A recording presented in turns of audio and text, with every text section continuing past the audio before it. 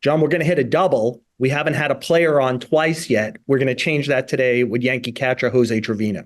Absolutely looking forward to it. My favorite Yankee, as he knows, I don't think everybody else knows that, but just a terrific guy. Jose Trevino is fantastic, and he's a real student of the game. And I think he appreciates our hardcore baseball tack rather than some of the sillier shows. And I'm really, really happy that he's on again. And he'll be right here with me in my studio. I'll call it All my right, I'll studio. I'll tell him we're sorry that he has to be in the same studio as you. But yes, we do appreciate Jose. I'm sure we'll be talking about all the key members of the pitching staff, how the team is looking, and how he's feeling after surgery last year. John and I will also break down as much as we can the remaining free agents, and there's still a few out there, and the Cody Bellinger signing. We'll play hit and error at the end if you stick with us on the show with Joel Sherman and Jon Heyman.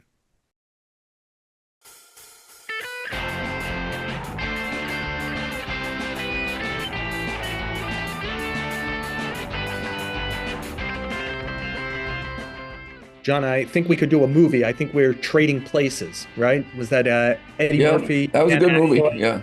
Yeah. Now you're in that press box area in Steinbrenner Field. I want to thank the person, right? I'm in Brett Bladergrone's office. He's now let you do a show in here, and he's let me do a show in here. We appreciate that. The New York Mets, the New York Yankees helping us do the show, John. And why don't we just start with the big news of the week, which was that one of the Boris Four big free agents signed for a lot less money than we all anticipated. It was going to be at the beginning of the offseason, 3 years at 80 million. It's front loaded, 30 million and 30 million in each of the first 2 years. And he gets that chance to opt out after each of the first 2 years of the contract, which means if he plays as well as last year when he was 10th in the National League MVP, he'll go back out on the marketplace, I believe, at age still 28 or 29 and search for the big money. John, what do you think about it all?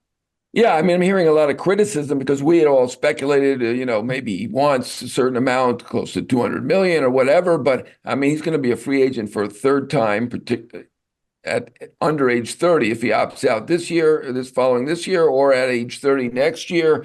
I think he's in a good spot. I think he needed probably to go back to the Cubs. He did very well there. Obviously, I think he's a terrific player. I thought the Yankees would have made sense for him before they signed Soto, which obviously we're not going to complain about. Soto, unbelievable, and he's already off to a hot start in spring. But to be frank about it, Bellinger had a couple of really bad years offensively. Now, the guy's a great defender. He's versatile. He's still going to be a good player, even if he's hitting 200. But, I mean, he had 165, I believe, one year. So, that type of player, teams wanted to give him a 5 or 6 year deal. They did not want to go for that 7, 8, 9 year deal. And this is probably a better result than that. I mean, not probably, definitely, because he's got 80 million locked in here, and he can more likely than not opt out with a $30 million salary, which I think, well, how many 20 guys have a $30 million salary? He's in the top 20 or 25 guys in baseball. So, I think it's a good result. It's a guy betting on himself a little bit, maybe, but better this than, let's say, a 5 year deal for $110 million, I think. Yeah, look, we don't know all the offers that were out No. there. Clearly, if he were willing to do this in, say, December, the total package would have been worth more than 80 million, though the annual value, I'm sure, would have been dramatically lower than where he is at now, which is about $27 million a year on the value of this.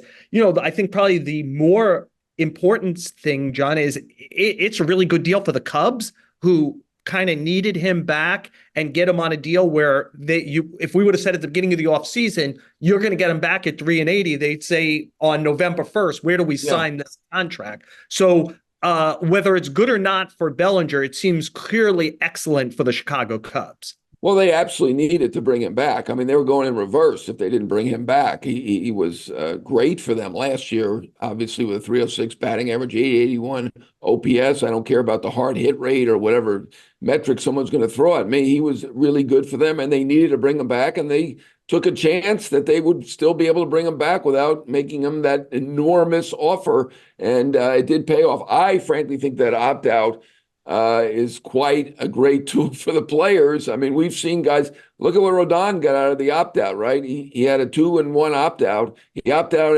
had a great year the first year in San Francisco, opted out and turned it into $162 million.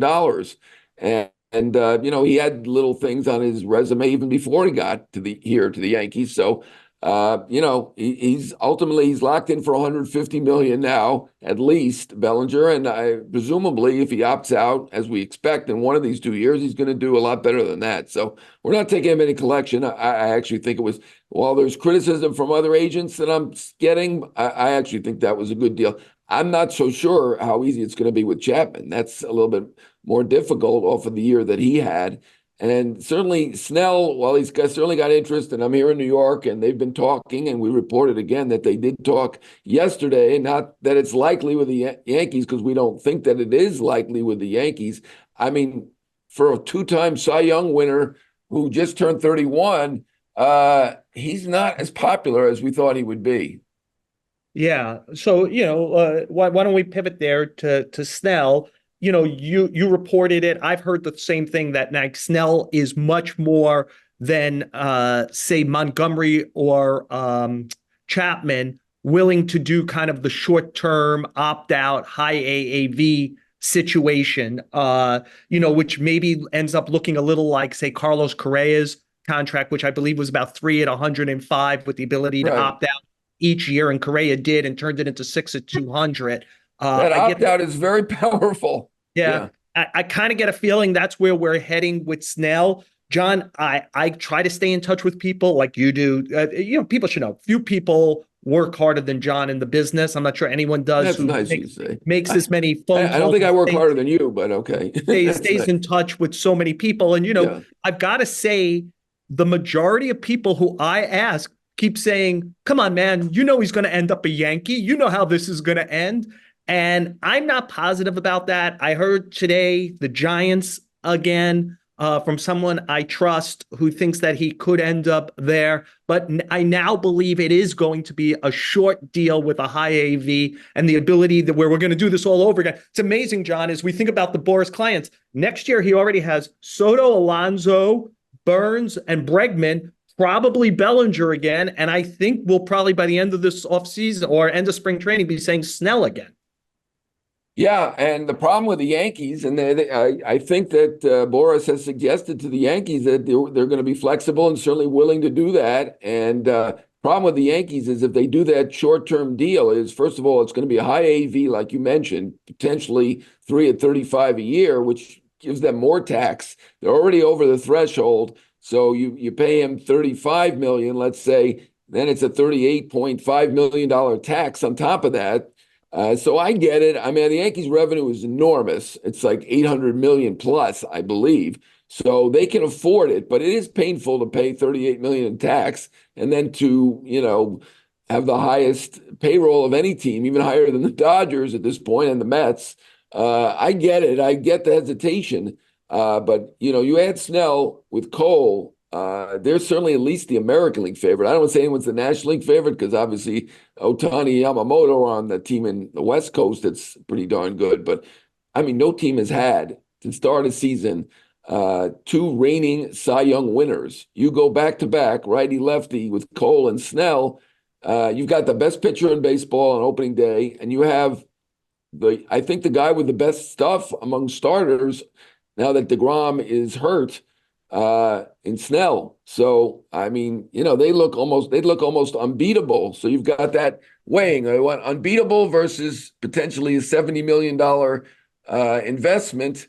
I get why their Yankees are hesitating, and I'll understand if they don't get them. But it's interesting to think about it. And I talked to Soto today, and he's a big endorser of Snell. He played with them in San Diego. Cole and Judge didn't want to touch it. They're in the middle of it, and certainly they know the young guys, and they don't want to say anything that reflects on them.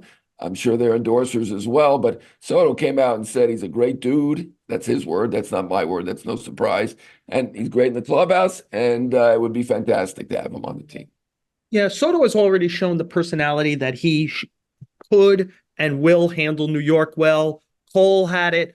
I feel like just from a distance, Snell might be more in the Rodon, Burnett, Kenny Rogers bucket. So just saying two Cy Young Award winners together, I'm not positive about that it would work out great. He's clearly in the top 2% of most talented pitchers in the major leagues. I don't dispute the talent. I'm not sure that everyone should play here. Let me talk about somebody who I think should play here. I'm going to try to make a case, John, that the Mets should sign Jordan Montgomery.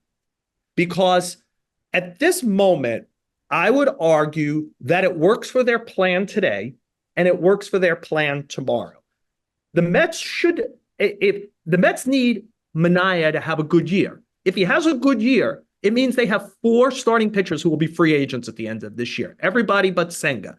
So, like, I know they want to work in some young starters. Got it. But they probably need another surer thing to go along with Senga going into the offseason.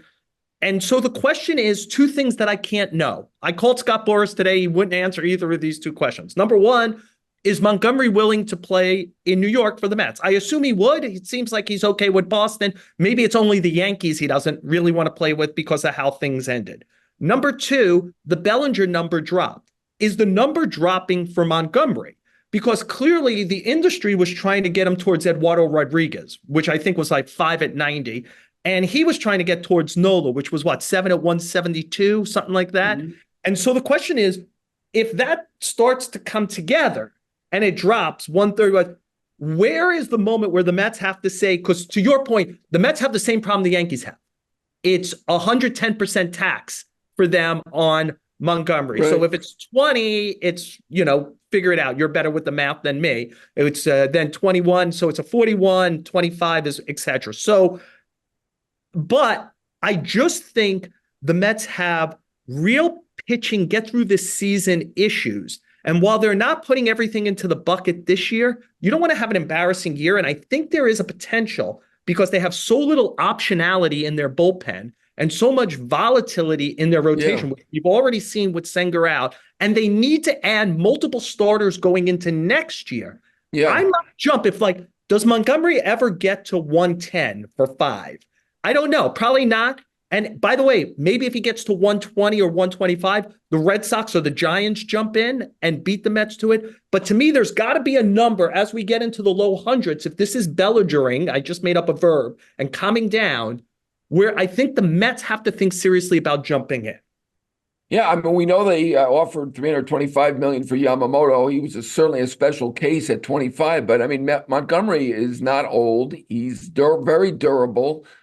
His career is on the upswing. The trend is really good. I mean, I hear the criticism that he doesn't miss bats. Who cares? He's a productive pitcher who's really good in the clutch, pitched in New York, pitched in fantastically in the postseason, particularly in the ALCS, knocked off Houston. So, I mean, he's got a lot going for him. I know the Mets say they're not doing anything. I think they're talking about it behind the scenes. I don't know. They're definitely talking about it behind the scenes. Yeah. So you're there. So you know, and I do think that is a consideration, whether they admit it or not, that they'll think about it. Now, they have the same issue as the Yankees, other than the fact that Steve Cohen has more money than, half the other owners put together. Can I bring up one key difference? Still, he's over the Steve Cohen threshold. So that is the issue. I wouldn't, I think they might, to me, Martinez still makes sense for them, right? He doesn't have a home yet. He does, and I understand. I wrote that he didn't really want to go to San Francisco, and came back that he made a counteroffer of $20 million. Sure, I mean, I'll go to a place for $100 million, right? I mean, you can make a counteroffer expecting not to be taken, but if it's clearly over the value, does that mean he wants to go? So I'm not sure he wants to go to San Francisco. In fact, I don't believe that he does. But I do think he'd go to the Mets, and I still think that, Alonso's fantastic by himself, but have a number 5 hitter, I think that would be huge for them. Have a legitimate guy behind Alonso. I just want to throw in one other thing about Montgomery, just to go back. A big difference to the Yankees, Snell, and the Mets with Montgomery. The Mets are playing, the Yankees are playing for 2024 at the highest level. The Mets are trying to middle it, right? Be as good as possible this year without disrupting the future. Well, Montgomery, because he was a traded player last season, doesn't have the qualified offer on him. So you don't lose draft picks and you don't Right. lose international money, which is a big deal for the Mets as they're trying to build. It's another somewhat attractive thing to me about Montgomery for the Mets. Again, you got to decide what the comfortable number is. And I do feel like there's probably a number north of where the Mets are comfortable, where another organization would jump in. Because to your point, Montgomery has been durable. He's proven in a big market. He's proven in the postseason. He's left-handed. I think there's some number before we get that close to Eduardo Rodriguez where multiple teams have to say, yes, that number, 125, 120, someplace. Yeah, I mean, I can't imagine it would be anywhere near Eduardo Rodriguez. I believe he got 80. I mean, Eduardo Rodriguez had obvious issues, right? He didn't want to go play for the No, Dodgers. I'm with you, John. I Yeah. really like Jordan Montgomery. We're talking about a guy who didn't want to join the Dodgers, and Yeah. I mean, obviously he had some family situation. I'm not going to criticize him, but I think other teams looked at that askance. They were not that thrilled that he left the team the year before. And certainly, if you have personal reasons, go right ahead. I get it, but. I mean, Jordan Montgomery, not only, he didn't have the power to reject any trade, but he went to Texas and he beat the Astros and he helped them win the World Series. I don't think they're in the bucket at all. I do see him in the bucket with Nola. Now, Nola's certainly got a bigger reputation. He's got a bigger track record, but Nola has not been good. I mean, he's also great in the postseason. He's a gamer. People love him. He's terrific. But frankly, he had a 4.5 ERA 2 out of the last 3 years, right? So I do see why they would think Montgomery was in that bucket with Nola. They're apparently not getting it, I guess. But let's say I agree to agree, which is me, you, and Scott Boras think he's in the Nola bucket and probably has a decent chance to outpitch him for the next 4, 5, 6 years, whatever. The industry has spoken at this point. He does not have the Nola. If someone were willing to do that, he'd have that money right now. Where now it's February 27th as we're doing this. Spring training games have begun. It's going to be tougher and tougher for Montgomery to even be ready for the beginning of this season if he signs a contract. So to me, that means the number, unless he's going into plumbing supplies or something, he's going to play Major League Baseball this year. Even if you and I agree that he should be treated financially like Nola, the industry has said he's not going to be. So where? No, I get that. I just said more like Nola than I didn't get the Eduardo Rodriguez, who's very good, but he's not in that category. But my question is, where does the Nola category? And nothing against plumbers. That's a fine occupation. Yes. But let's remember, his wife is in medical school at Harvard, so I don't think that's a likely scenario. Yeah, they could probably live comfortably on that and what he's made to this point. But I guess the question I'm asking, John, and we'll cut up on this is like, what's Nola got 172. Is it 160? Is it 150? Is it 140? Is it 130? What's the number that the industry says yes to him? But, I don't think at this point, he's not flexible to go for that short deal. So whatever. Right, so I think it's going to be 5 years at something, right?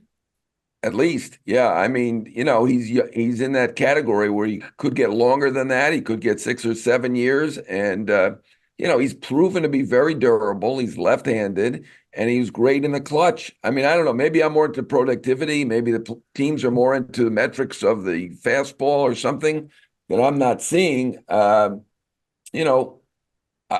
you said, we could easily envision him having a better next 4 or 5 years than Nola, who's, about, I think he might be a little older. I don't know. We don't have the thing in front of them. They're within the range of age. He's thrown a lot more innings, and maybe that was reflected in the fact that he did not have a great regular season. The other thing about Nola is that he pitches in the 7th. He's one of like 3 pitchers in the majors who pitches. Logan Webb, Cole, Wheeler, 3 or 4 pitchers who pitches into the 8th inning. So he is I shouldn't be knocking him for having a higher ERA. He pitched those extra innings, and that's probably what led that ERA to be higher. Nola's fantastic. I don't want anyone to get the wrong impression, but I could see looking at their records and what you would expect going forward, as you mentioned, a case could be made for Montgomery being better over the next 5 years.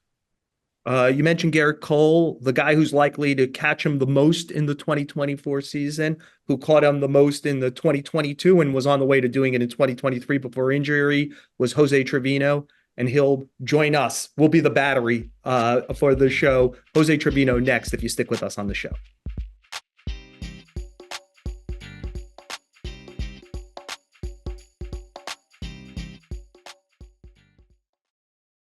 Once again, John is sitting next to a guest. It was in Met camp last week with Francisco Lindor. This week, it's with the Yankee catcher, Jose Trevino. Now I'm in Met camp. I'm in this room, John. You're over in Yankee camp, obviously, to be sitting with Jose. Jose, thank you so much for joining us. Why don't we start off with you? Give us a progress report, how confident and comfortable you are with where you are and that you're going to be a full go when the season begins. Wrist is good. Calf is good. I feel like I'm, trending in the right direction. I hopefully here in the next couple days, maybe Monday. I don't want to give you a date and be wrong, but like hopefully in the next couple days I'll be out there.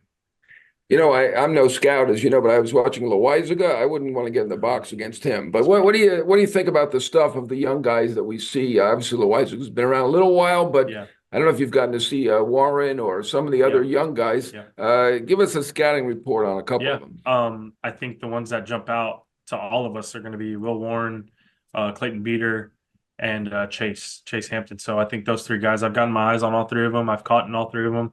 And they're really, really good, exciting for our group. I think at some point they're going to help us at some point. Will has I caught his bullpen maybe 2 days ago. Ton of good stuff, ton of good pitches. Beater, same thing. Chase is getting there. Like I think they're all going to be pretty good.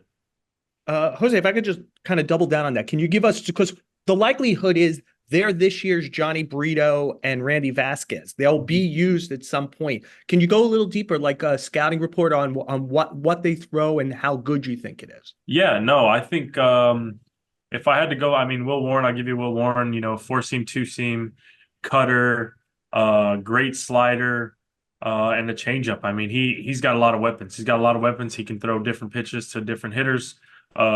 He has stuff to get righties and lefties out, man. I think he's really good.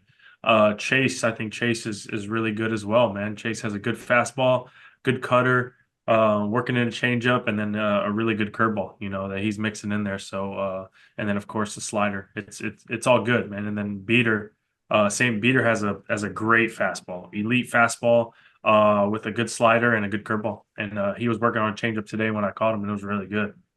A lot of people are saying that Rodon is really the most key guy. You don't want to put too much pressure on one guy, but that seems to be the consensus. Obviously, he was not himself last year. Yeah. Can you see a difference already? What are you seeing from Rodon so far in camp? I think people are saying, you see different. He's what's so different? What's so different, man? I think he's out there to prove himself. And I don't. For me, he doesn't need to prove anything to anybody. But he wants to do it for himself. He wants to show that. He is that guy, and he is who we know he is. And it's exciting to see him. It's exciting to watch him work.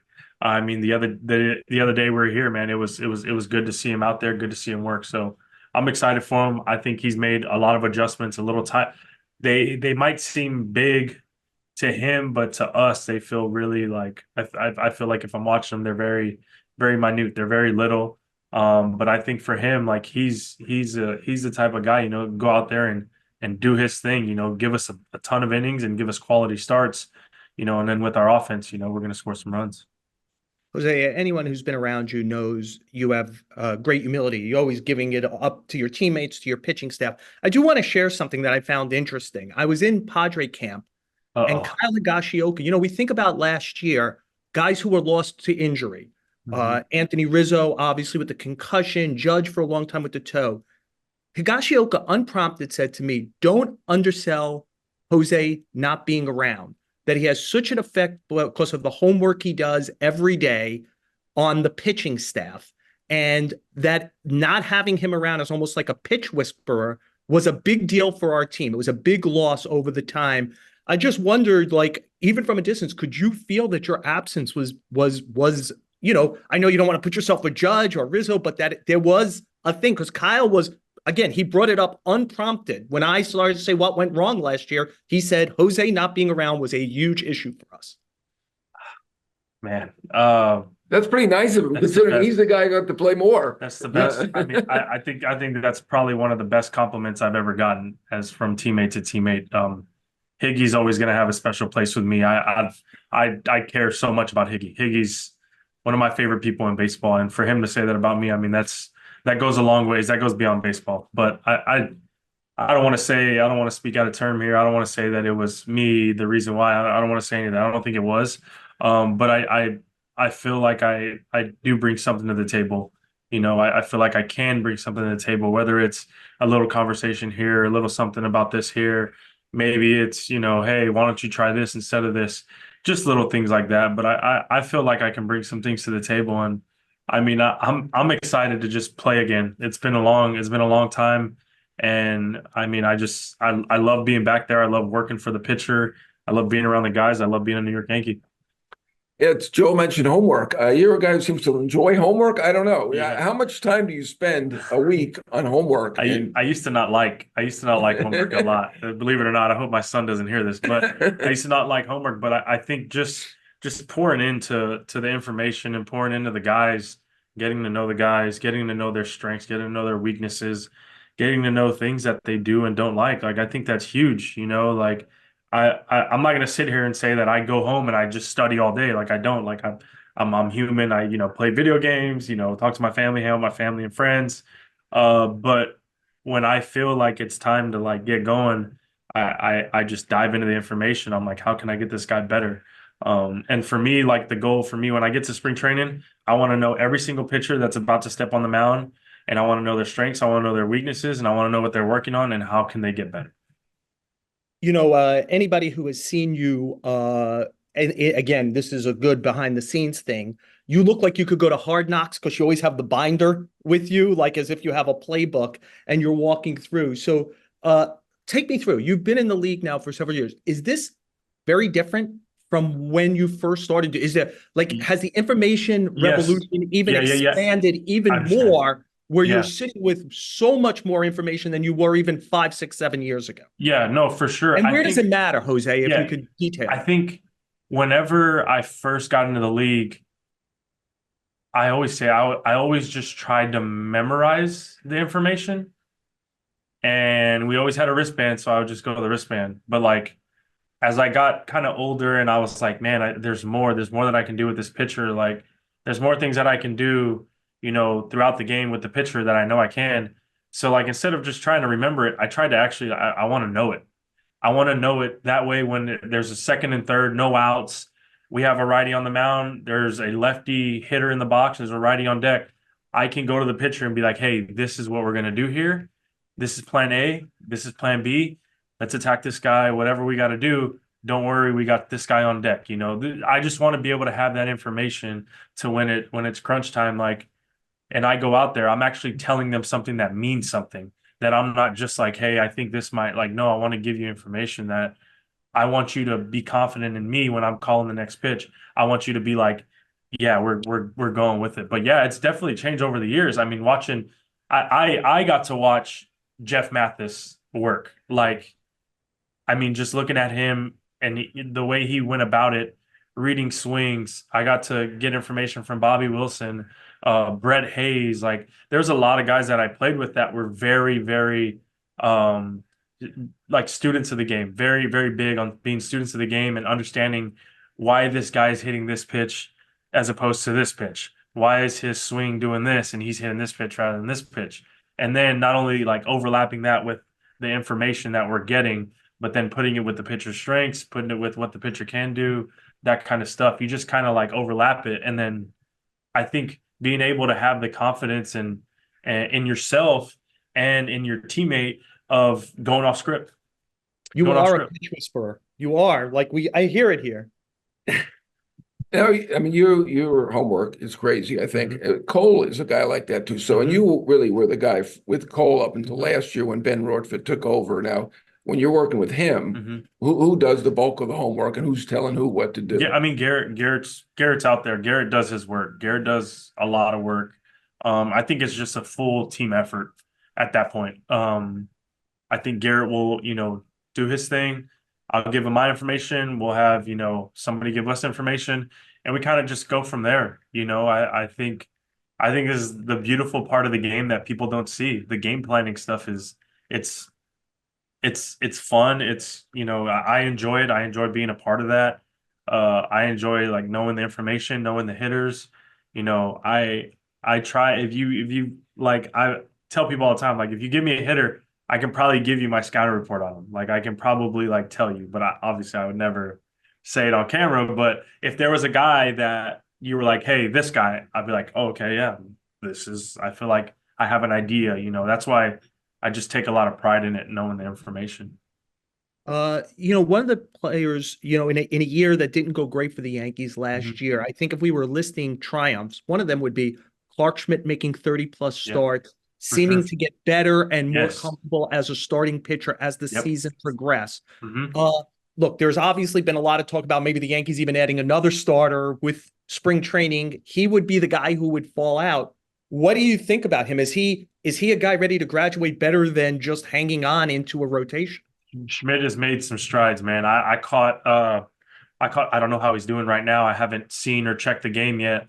But I was able to catch his live BP, two live BPs from him, and man, it was great. It was really good. He sharpened up his skills, sharpened up some things that he wanted to work on, sharpened up some things that we wanted him to work on. And I mean, he's trying everything, man. I think Clark has taken amazing strides. I feel like he has a ton of weapons that he's going to be able to utilize this year. And I think it's going to be a good year, man. I mean, for him to go out there and make 30 starts, like you said, that's huge. That's huge for anybody, and I thought, he wants the ball, man. Clark is impressive. Clark wants the ball. So that's a good thing.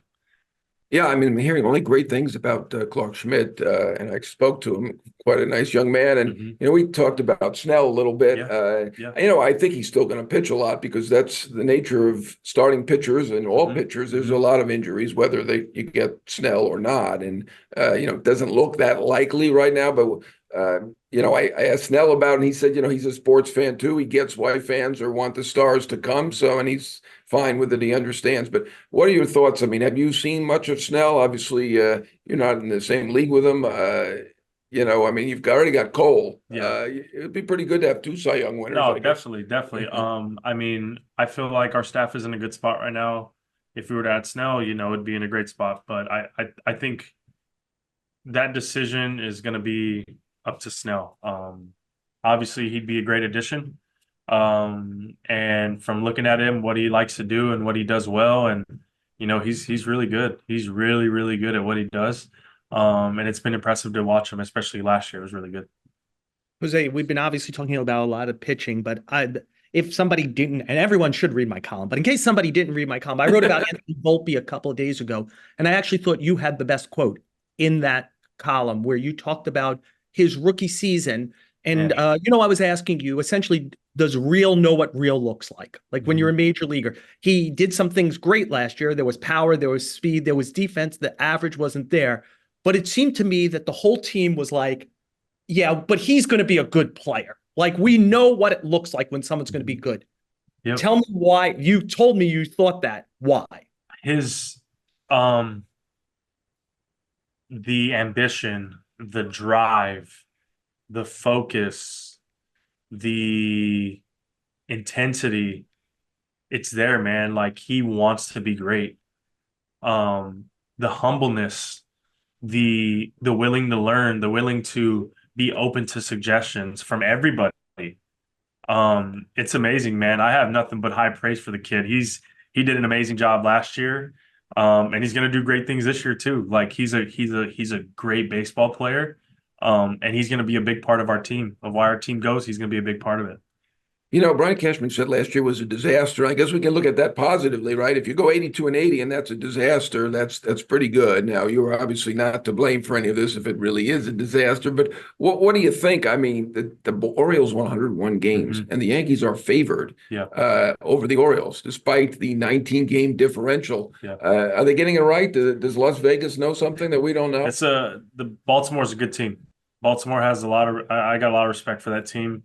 A lot of the young guys that came up, a lot of their pitchers that came up, they've done a great job. They did a great job last year. And I think there's going to be some good baseball played between Baltimore and New York. It's just you see their team, you see our team, and it's going to be some good baseball that people are going to want to keep their eye on. And I think you should. It's two very good teams, two teams that our team has gotten better than it was last year. Their team is good, so I think it's going to be some great baseball, and it's an exciting time. Like This is what you want. This is the AL, the NL, the AL East. Like, this is the best baseball.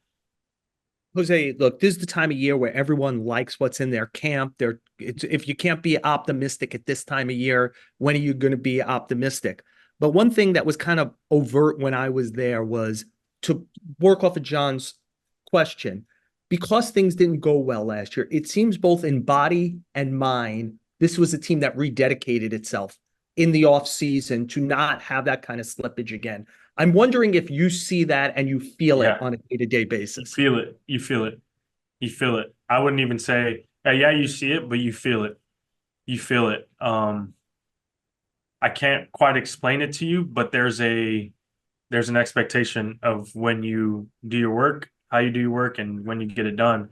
And I think everybody, I think, last year, I mean, even for me, I was there only half the year, but I as soon as I was able to get my stitches out, it was like, we got to get ready for 24. Like, that's not happening again. Let's go. So I think I know guys did that. I know guys rededicated themselves. I wouldn't even say that guys are dedicated. Like, I can't say rededicated, but guys are dedicated. Maybe guys took, we took a longer look at ourselves, I'd say, in the mirror and be like, okay, what do we really got to do?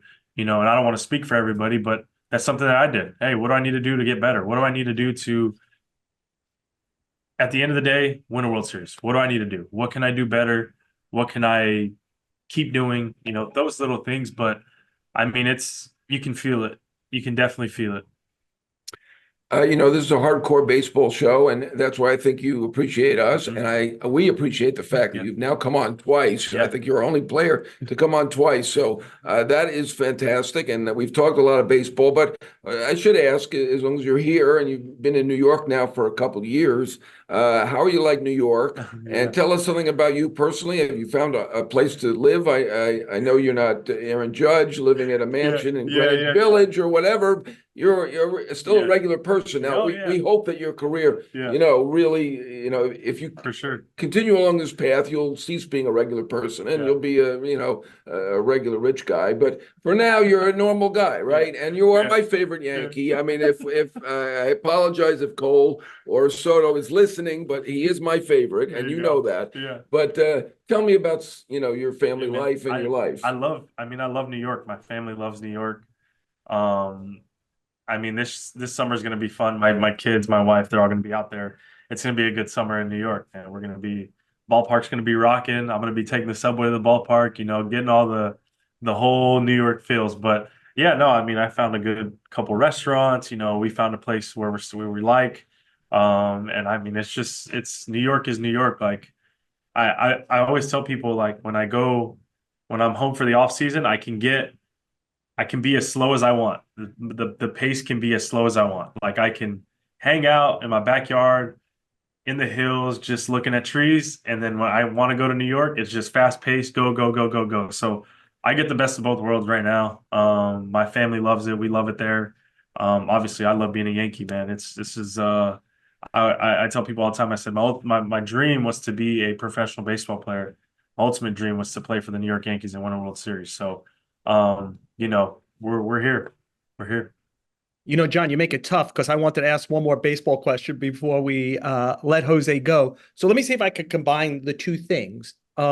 Because you're working with a young catcher right now in Austin Wells, who played late last season. And again, to make the point that John has made and we've made throughout this is you're not a guy who's hiding stuff from him. Like he talks about how much you've helped him. The team talks about, like, this is a guy who ultimately is the left-hand side of potentially a catching thing. It means he could play a lot, especially if his offense plays up. So tell us, why do you do that? And how good do you think he could be, especially on the defensive side of the ball where there's been some real questions about it? Yes. The reason why I share everything is because I had guys that helped me along the way. I never knew how to repay them. I'd just say thank you. But they would always tell me, hey, pay that forward, man. Like I guess people, there's some people in the game that are like, nah, I don't want to say nothing. I won't help them, that kind of stuff. For me, I guess I'm not that kind of person. I'm not going to hold anything back. Like The ultimate goal is to win a World Series. How can I help Wellesley be the best version of himself every single day that he steps on the field for the pitcher, for our team, which will ultimately get us to win more games and win more games. We get to the playoffs, win the World Series. That starts before we even step on the field. The information, whatever it is, questions that he asks, anything like that, he knows that I'm an open book. The reason why I do it is because I want to win. I ultimately believe that you leave your legacy by winning. Sure, people are going to remember, a walk-off hit here and there. When you win a World Series, you're able to walk back into Yankee Stadium and have a sense of pride, and you see a banner with the year that you played on it. That I think that means the most to a lot of guys, not only myself, but a lot of guys in that clubhouse right now. And I think that's why I want to help them. I want to help everybody. I want to help all the guys. Anybody who asks me a question, I have no secrets. I understand that I'm not going to be playing this game forever. I wish I can catch forever. I wish I could, but it's not going to happen. When I'm done, I want to be able to say that, did I help that guy? Sure. Did he take anything I said? Maybe one thing. Perfect. Is it ultimately going to help him when I'm 31 and he's 25 or 26? Is it going to help him get ahead of that? Yes. Perfect. He needs that. Like, we need that in the game, and ultimately it's just to win. I want to win. He wants to win. And whatever I can do to help this team, I'm going to do it. There's no egos. I don't have an ego with that. If you could ask anybody, I'll help anybody. I'm okay with that as long as it's going to help us win the championship. It's beautiful spirit, Jose, paying it forward. The second part of that was his defense. Is he going to be a good defensive catcher in the major leagues? He's been really good. He's been really fun to watch. I haven't got to watch him play in person yet, but watching him in the bullpen, watching him doing the drill work, watching him in the lives, it's been good, man. I'm super pumped for him. I'm super excited to see the strides that he's going to take, because the big leagues teaches you things. Like, learning in the big leagues is great, but like that off season that you get your first taste in the big leagues is different. It's different. There's so many things that go through your head, and things that push you. I mean, I don't know what to compare it to, but like once you get the taste, you're like, man, I know I can play here. I have the confidence to play here. How can I get better? I'm going to ask you about your that was going to be my last question, but I just thought of something. I'm going to ask you about we'll say it's your second favorite team, but I'm not sure that it is.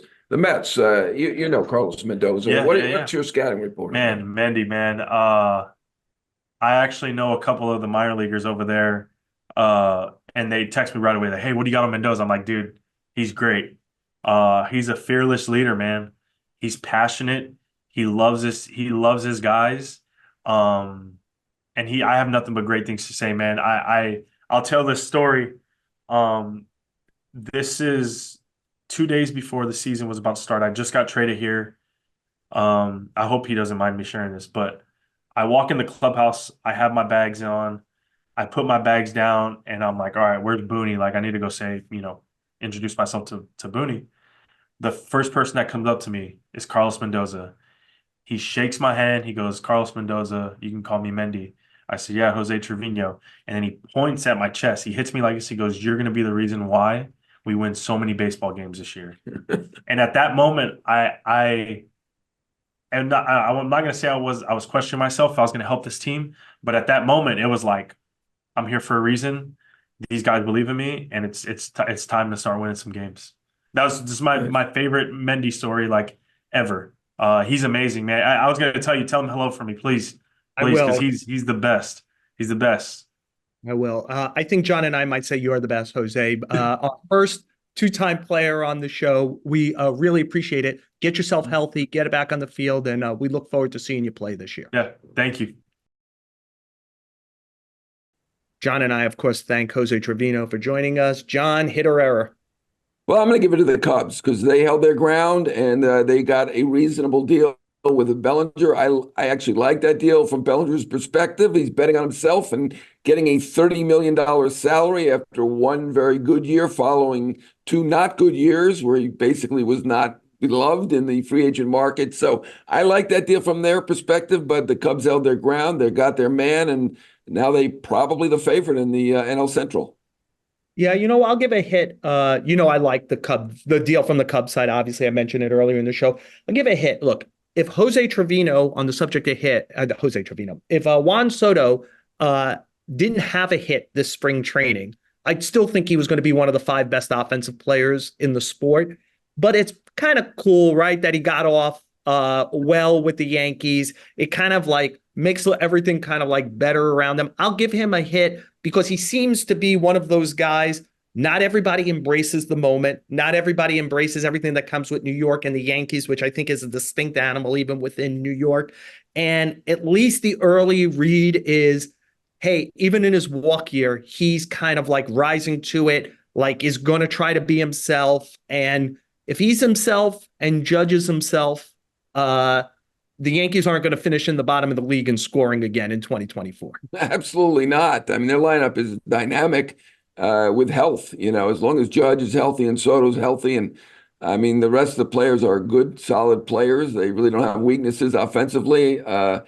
Soto's been fantastic. In the clubhouse, you were here earlier, and on the field, I mean, he's drilling the ball all over the place. The guys were teasing him because he didn't catch one of the kind of a shoestring play, but if the guy hits 330 with 35 bombs and 120 walks, he thinks his walks are going to be down with Judge behind him. But I don't think he minds that, and he can hit pitches out of the zone. The one that Trevor Richards threw was way high, and he hit it out to left center and off the scoreboard. So I mean, he's a 1 in a million talent, probably 1 in a billion, really.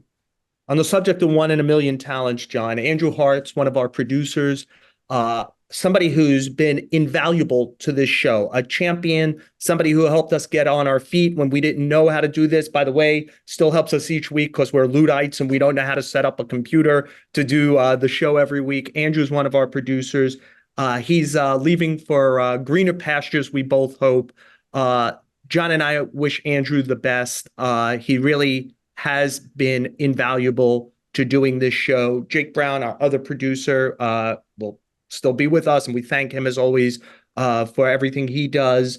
Don't forget the New York Post YouTube page if you'd like to, New York Post Sports YouTube page if you'd like to watch us, Apple, Spotify, wherever you listen to a podcast. Subscribe, rate, review. John and I could use it for sure.